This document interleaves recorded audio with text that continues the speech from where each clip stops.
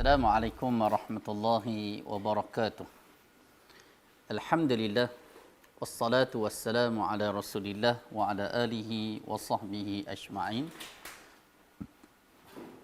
Allahumma salli ala Muhammad wa ala ali Muhammad kama sallaita ala Ibrahim wa ala ali Ibrahim wa barik ala Muhammad wa ala ali Muhammad kama barakta ala Ibrahim wa ala ali Ibrahim fil alamin innaka Hamidum Majid.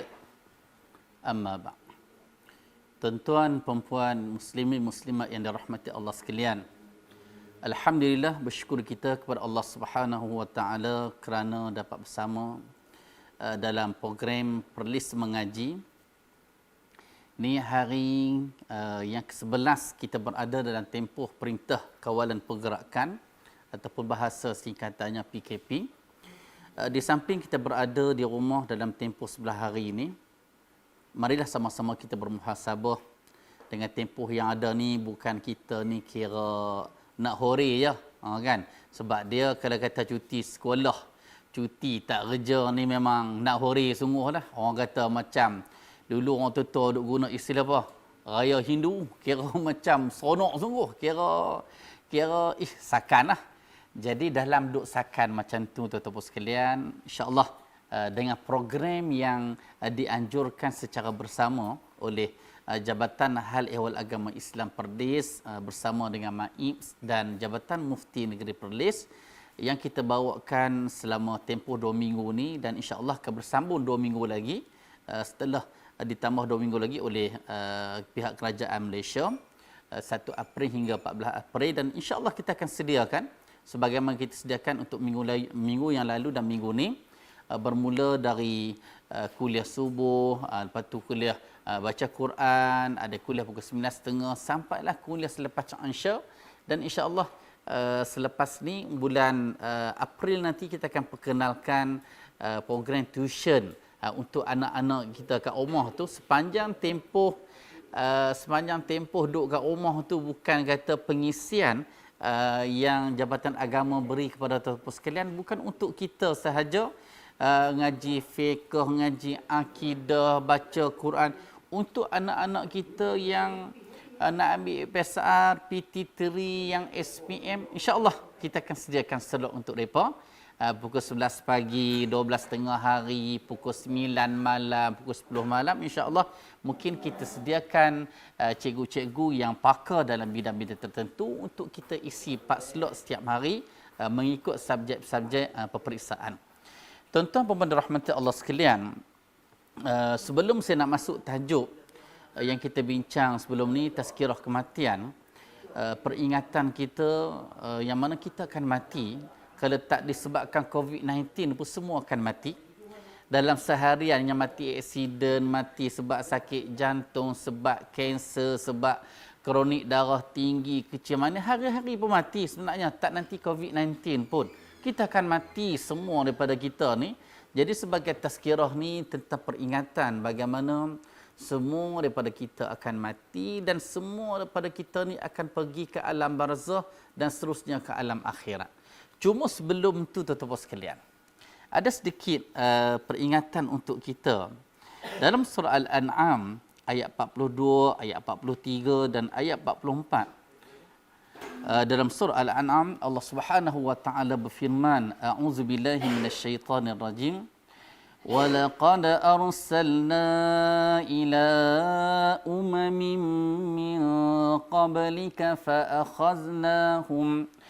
فأخذناهم بالبأساء والضراء لعلهم يتضرعون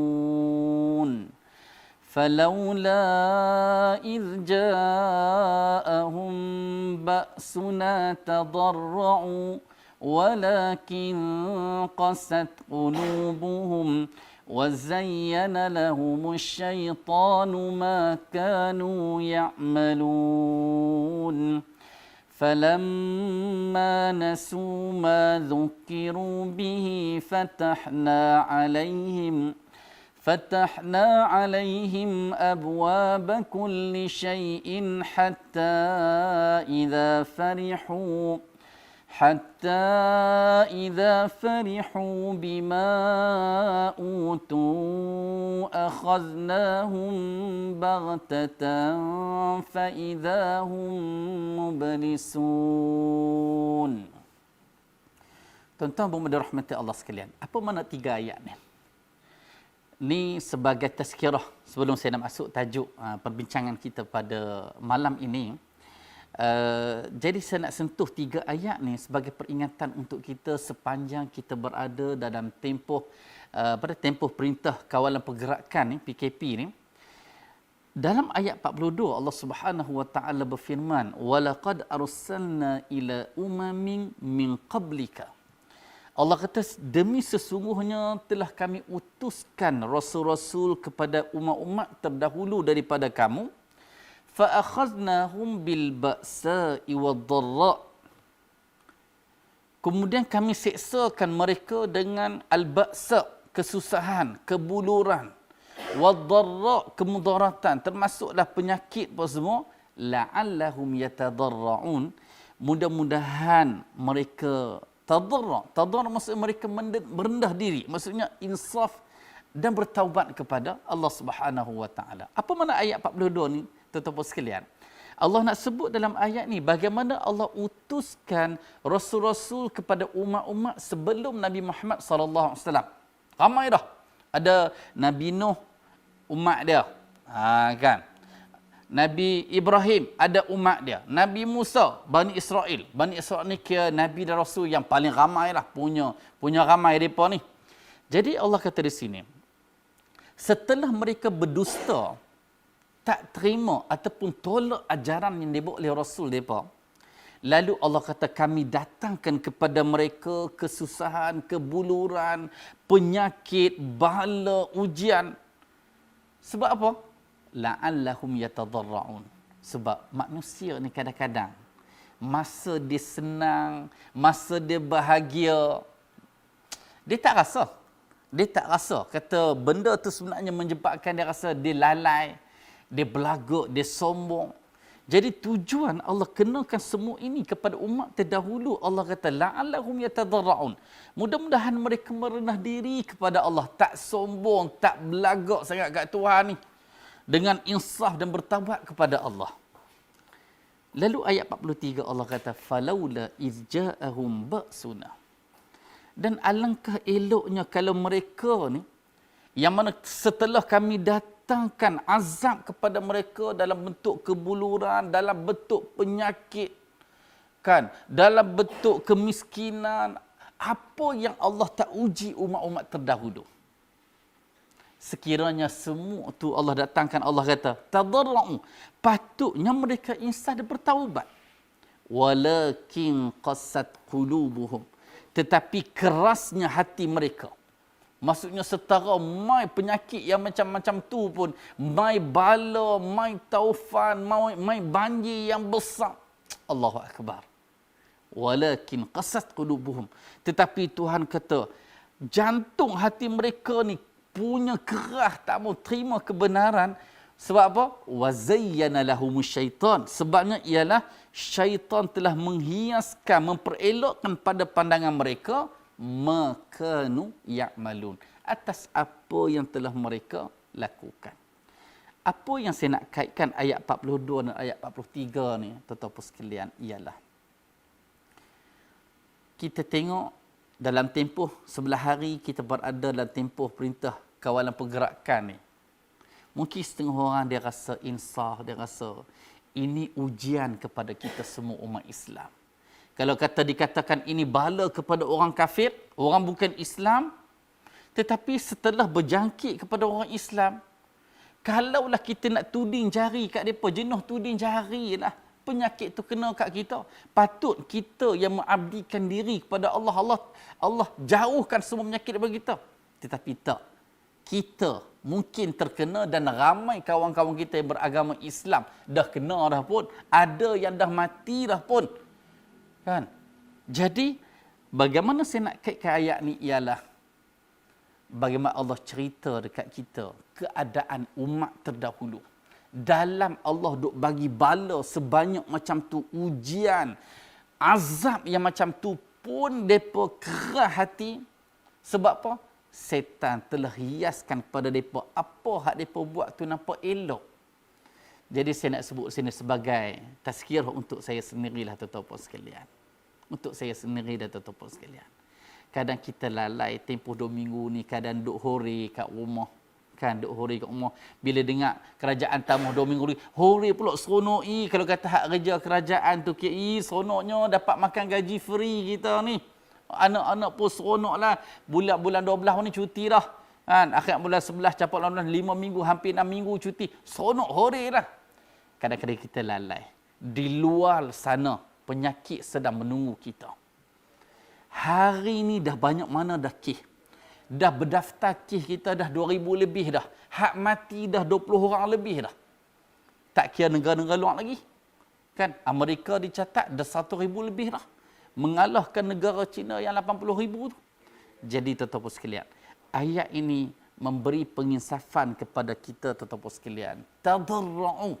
Sepatutnya bila keadaan yang berlaku macam ni, kita ni buka kat kepala ke atas dah. Maksudnya, kita tunduk, ya Allah, ini Tuhan mungkinlah kesalahan kami, ini kelalaian kami, ya Allah. Sebagaimana kalau umat terdahulu lalai walaupun Tuhan kenakan macam-macam, sebab syaitan telah hiaskan apa yang mereka buat nampak cantik belaka. Dan ayat 44, Tuhan berfirman, falamma nasu ma dzukiru bihi fatahna alaihim abwaba kulli syai'in hatta idza farihu. Allah kata kemudian mereka melupakan apa yang telah kami peringatkan kepada mereka. Kan? Penyakit COVID-19 daripada penghujung tahun lepas lagi. Ni dah masuk bulan keempat dah. Bukan lama dah pun. Kan lama dah. Menimpa Malaysia ni sebulan dah pun. 2 bulan, hampir 2 bulan dah. Daripada kita kata tengah bulan 2 tu sampailah sekarang hampir 2 bulan dah, tuan-tuan sekalian. Kan? Kadang manusia ni bila hari-hari tu seolah-olah macam tak ada apa. Peringatan yang Tuhan bagi ni dia boleh lupa macam tu. Sampailah Tuhan kata, fatahna alaihim, kami akan bukakan kepada mereka pintu-pintu segala kemewahan, kesenangan, sehingga mereka bergembira dan bersukaria dengan segala nikmat yang Tuhan bagi kepada mereka. Tu dia, Tuhan uji lagi. Kan, Tuhan uji lagi. Dalam kita duk susah macam ni, kita kata, tak apalah. Kita duk goyang kaki kat kampung pun, kerajaan bagi. Hak ni dapat 1,600, hak ni dapat 1,000, hak ni dapat 800. Boleh goyang kaki. Kita kata, kalaulah tanpa kawalan semua sekali, kalaulah disambung cuti ni, tuan-tuan, apa yang akan berlaku pada kita, tuan-tuan sekalian?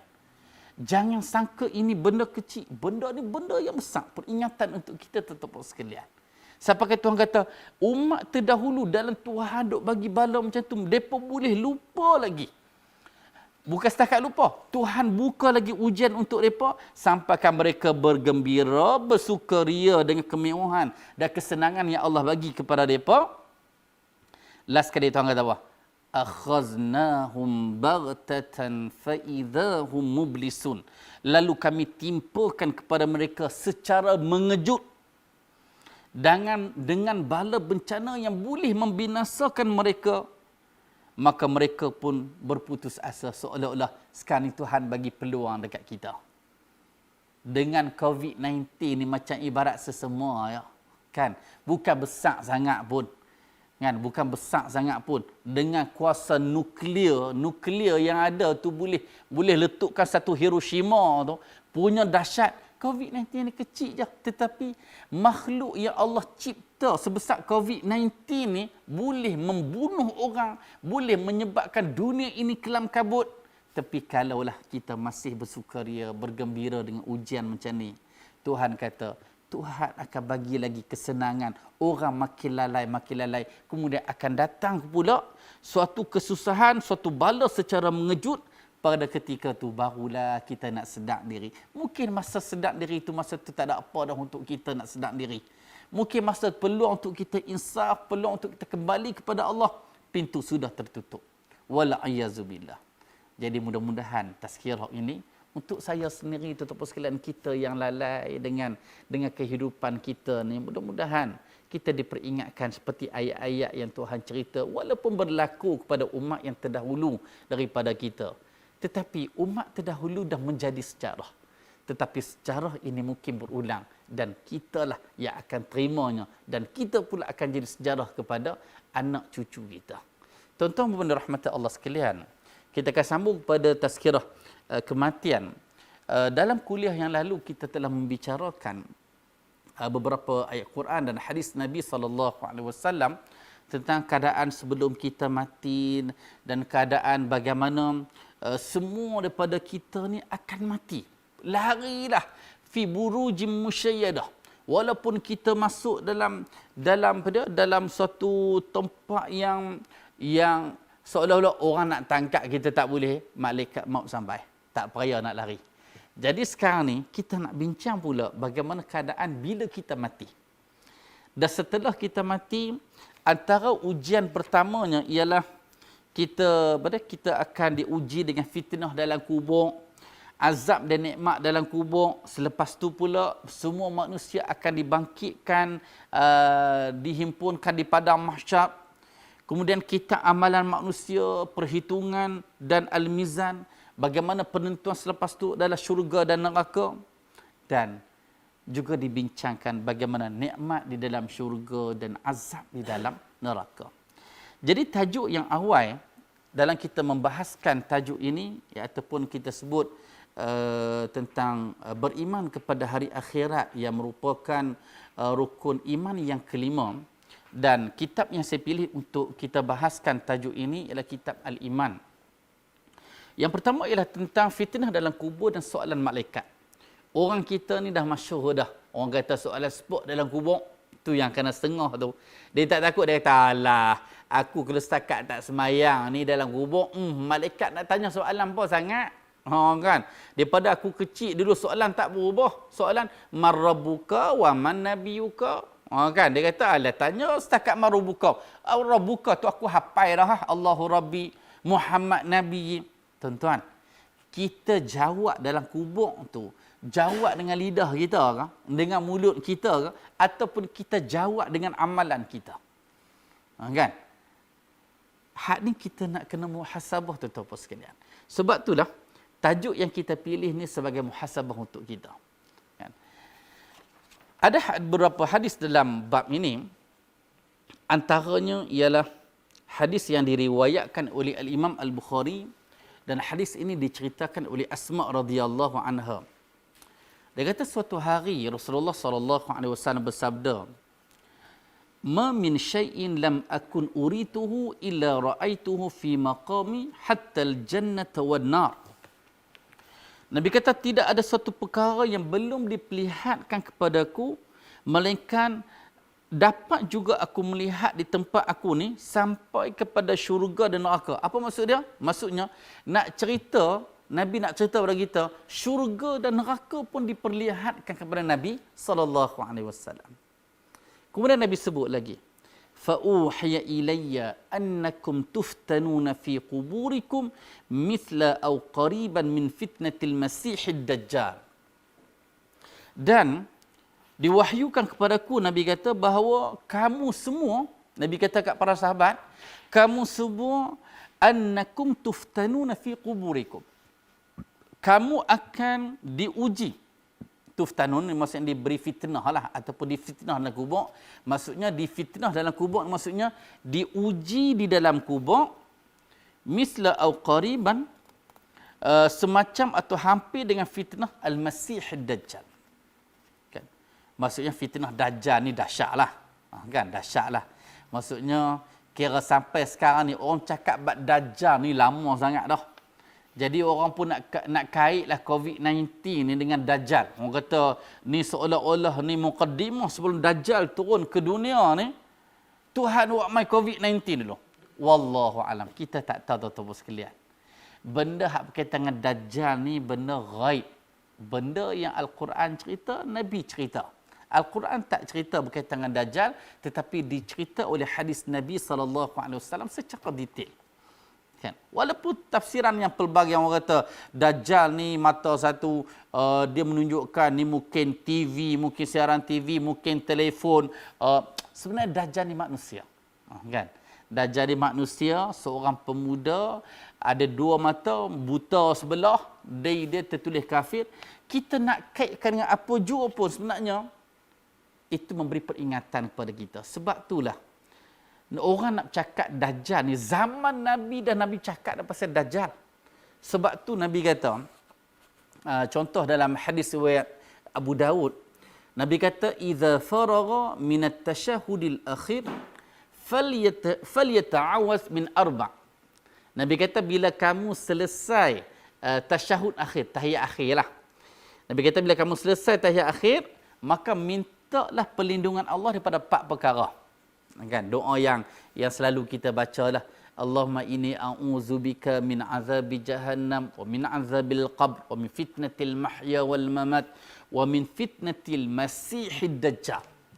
Jadi 4 perkara tu, kan 4 perkara tu baru ni dalam kuliah yang lalu saya pernah sebut dah, dan minta tuan-tuan perempuan supaya hafal doa ni. Kan, ni kita tengok live ni, kan sebenarnya kita boleh ulang balik ya. Kan. Selagi kita terlebih minit tu, ulang balik. Ulang balik hak ustaz baca ni. Allahumma inni a'udzubika min azabi jahannam wa min azabil qabr wa min fitnatil mahya wal mamat wa min fitnatil masihid dajjal. Ya Allah, aku mohon perlindunganmu ya Allah dari azab neraka jahannam. Wa min azabil qabr, dan daripada azab kubur, dan daripada fitnah masa hidup dan masa mati, dan fitnah dajjal. Jadi dalam hadis Nabi kata, kamu akan diuji dalam kubur lebih kurang macam ujian dajjal. Dajjal mai dunia ni dahsyat semualah. Ramai jadi kafir ni sebab mengaku dajjal tu jadi Tuhan. Wal ayazubillah. Sebab itulah ada beberapa perkara yang Nabi ajak kita, kan, baca 10 ayat pertama Al-Kahfi, 10 ayat terakhir surah Al-Kahfi. Jadi ni antara ayat-ayat pelindung untuk kita baca supaya dapat dielakkan daripada fitnah dajjal. Kemudian yuqalu ma'ilmuka bihadzal rajul fa ammal mu'min awil muqin fayaqulu huwa Muhammad Rasulullah ja'ana bil bayyinati wal huda fa ajabna wattaba'na huwa Muhammad salasan fayaqalu nam salihan. Bila dah masuk dalam kubur, jadi Nabi kata kamu akan diuji. Lalu ada malaikat tanya kita, ma ilmuka bihadzal rajul? Apa pengetahuan kamu, apa yang kamu tahu tentang lelaki ni? Lelaki ni maksudnya Muhammad sallallahu alaihi wasallam, Nabi lah. Maksudnya masa dalam kubur tu digambarkan seorang lelaki depan kita ni, iaitu Nabi. Lalu ditanya kepada kita, ma ilmuka bihadzal rajul? Kamu tahu siapa lelaki ni? Fa ammal mu'min awil muqin. Nabi kata, adapun orang beriman ataupun orang yang yakin, fayaqul, mereka berkata, huwa Muhammad Rasulullah. Lelaki ni kami kenal, ni Muhammad utusan Allah. Ja'ana bil bayyinati wal huda. Dia telah datang kepada kami dulu, bawa keterangan-keterangan agama, bawa petunjuk-petunjuk agama. Fa'ajabna, lalu kami terima. Wattaba'na, dan kami ikut. Allahu Akbar. Tuan-tuan sekalian, betul kita tuan-tuan sekalian, kita kat Perlis ni, ya orang gelar kita Darus Sunnah, walaupun ada orang dok pelekeh kita, bukan Darus Sunnah, Darul Punah tu. Allahu Akbar. Kadang setengah tu nakai, bukan nakai, setengah tu jahat sungguh, kan. Kita kata tak apalah, kita nak gelar negeri kita Darus Sunnah. Sebab apa? Sebab kita nak negeri kita ni membicarakan sunnah, memperjuangkan sunnah, bukan setakat pejuang. Kita nak ikut sunnah Nabi sallallahu alaihi wasallam. Dalam kubur antara benda pertama dah tanya pasal Nabi dah.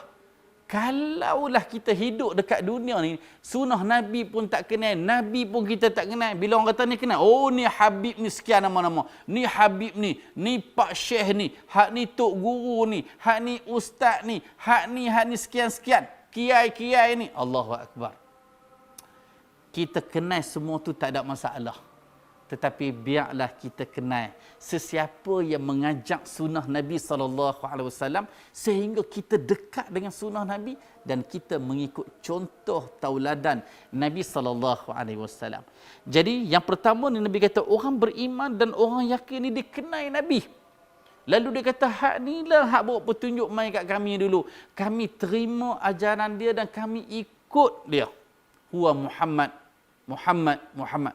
Lalu dia sebut 3 kali. 3 kali dia sebut. Ni Muhammad ni, ni Muhammad ni, ni Muhammad ni. 3 kali dia sebut. Fayuqal. Lalu malaikat kata kat dia. Kata kat siapa? Kata hak kita yang boleh jawab ni lah, mudah-mudahan. Malaikat kata kat dia, nam salihan. Hang boleh tidur. Salihan di sini maksudnya tidaklah sebagai orang yang soleh. Allahu Akbar. Apa yang kita nak impikan tetapi sekalian.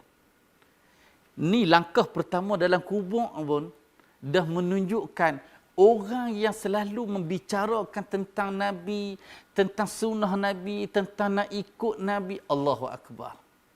Dalam semua hal, bila orang kata, hey, hang semayang, semayang dah, kan? Semayang ikut cara siapa? Oh, tak tahu, ikut cara ayah dulu, kan? Kadang orang kita ni dia tak detail benda macam ni, kan? Tetapi dalam benda-benda dunia, kalau kita kata ni nak pergi beli apa? Ni nak beli ni, hak ni sekilo harga dia RM3.20. Hak ni pampers ni jenama ni RM3.05. Hak ni susu ni untuk anak hak 3 tahun, jenama ni harga dia RM24. Kan? Kita punya detail macam tu. Kan? Kadang-kadang untuk yang agama yang dikaitkan dengan Nabi SAW, kita tak detail macam tu. Allahu Akbar. Kan? Biar kita detail ke agama lebih daripada apa yang kita detailkan untuk dunia ni, tetapi sekalian. Kan? Kemudian, qad alimna an kunta lamuqinan bih. Lalu malaikat kata kat dia, selepas malaikat kata nam salihan, tidaklah kamu sebagai orang yang saleh. Kami kenal kamu ni adalah orang yakin pada agama. Orang yang kenal Nabi SAW. Allahu Akbar. Wa ammal munafiq awil murtab. Nabi kata adapun orang yang munafik, orang yang berpura-pura dekat dunia ni. Awil murtab ataupun orang yang ragu-ragu. Duk dekat dunia ni tak mau belajar. Kan? Saya ambil contohlah ataupun sekalian. Sepanjang kita sebelah hari ni, orang duk sebab macam-macam lah pasal doa COVID-19 ni. Kan? Macam-macam doa. Mai zikir ni, mai selawat, hak pelik ni, mai yang Allahu Akbar. Kita kata tak ada ke petunjuk daripada Nabi SAW? Lekeh sangatkah kita?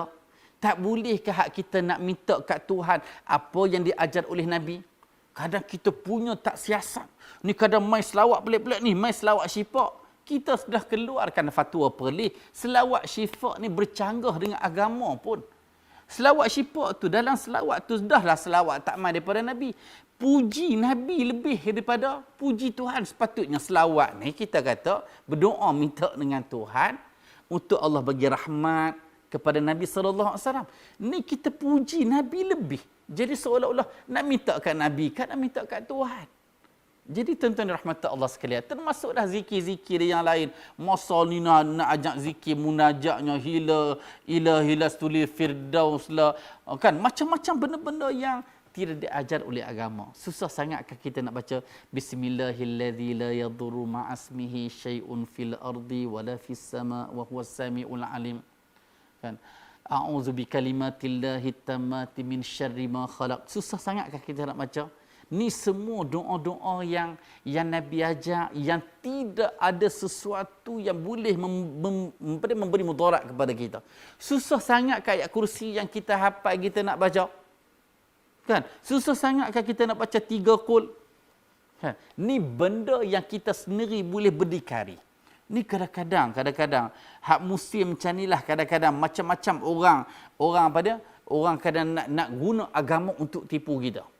Kan? Sampai kan sanitizer pun orang boleh nak buat jumpy, kan? Sanitizer jumpy. Oh kan, harga sekian-sekian telah dibaca dengan ayat sekian-sekian.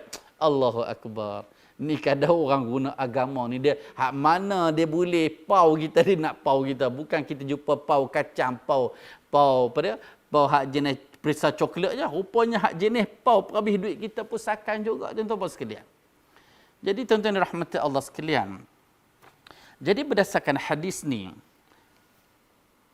apa yang Nabi sebut ialah bagaimana keadaan orang munafik, orang yang ragu-ragu pada agama, bila malaikat tanya dia, ma ilmuka bihadzal rajul? Kamu kenal tak siapa lelaki ni? Lalu orang munafik ataupun orang yang ragu-ragu ni jawab, fayaqul, la adri. Aku tak kenal. Allahu akbar. La adri, aku tak kenal siapa dia. Tuan-tuan, kadang-kadang kita tengok dekat dunia ni. Saya baru ni dalam 2 bulan lepas kita terlibat dalam syarat jawatan kuasa fatwa berkaitan dengan ajaran Ustaz Wan Hizam dengan lepat. Kan? Kita tengok hak mereka ajak ni, ya Allah. Sampai ke satu tahap mereka ni, makhluk ni boleh bergabung dengan Tuhan. Tak pelik ke ajaran macam tu? Kan Tuhan tu tak tetap Tuhan. Qul huwallahu ahad. Allahu samad, lam yalid wa lam yulad wa lam yakul lahu kufuwan ahad. Wa lam yakul lahu kufuwan ahad. Tidak ada setara sesuatu pun dengan Tuhan.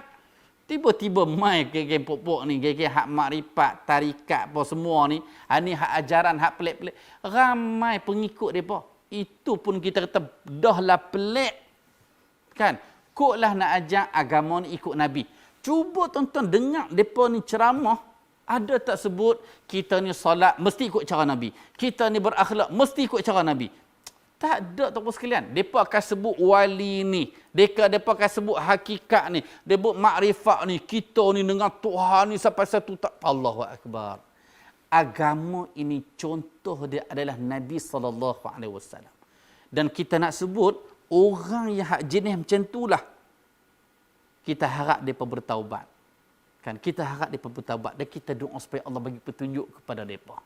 Jadi, ada pun orang munafik dan orang yang ragu-ragu tentang agama ni, tak boleh nak jawab, tak kenal Nabi.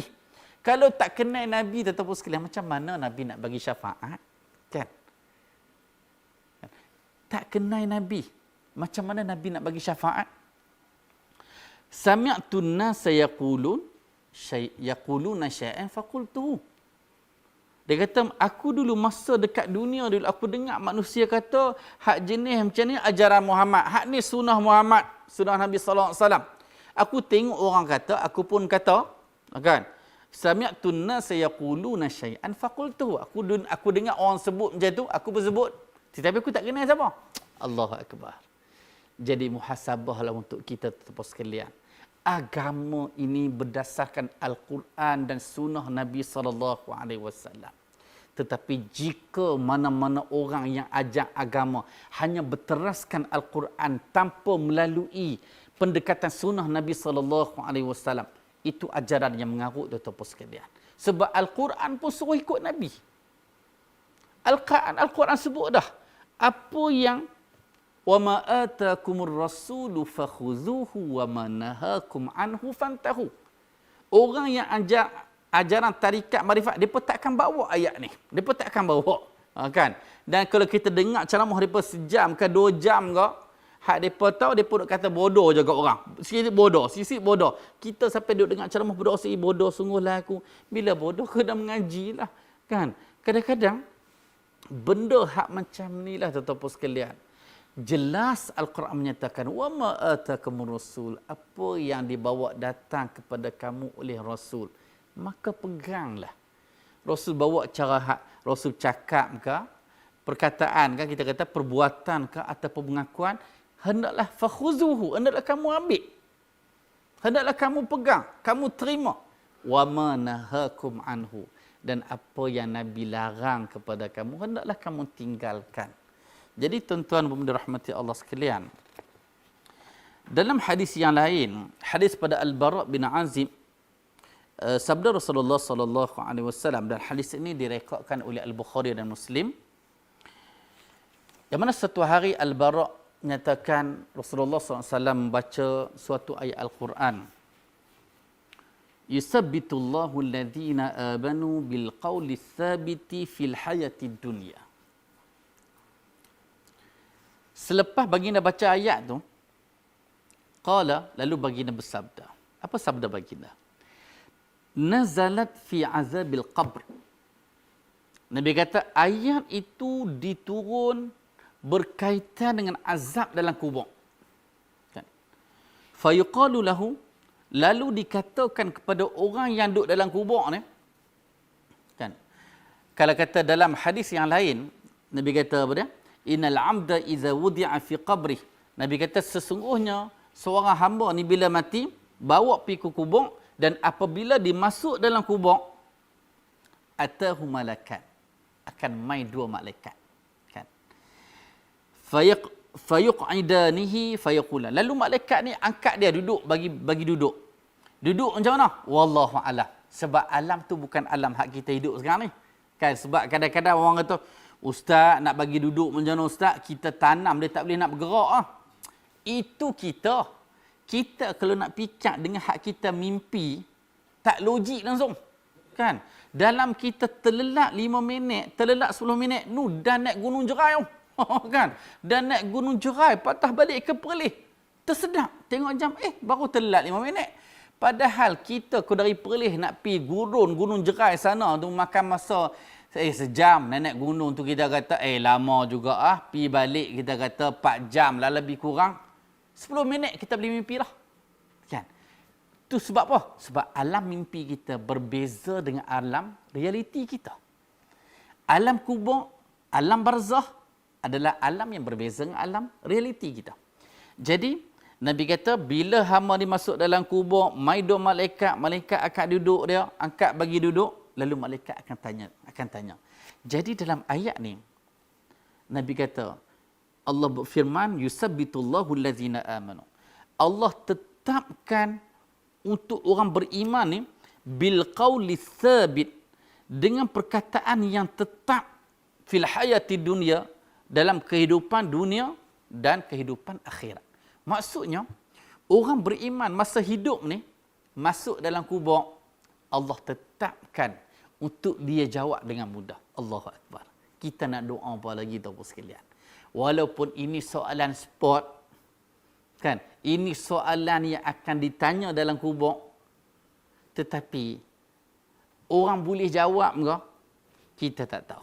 Sebab jaminan dalam ayat ini Allah kata, Allah tetapkan untuk orang beriman dengan perkataan yang tetap dalam hidup di dunia dan di akhirat. Allahu akbar.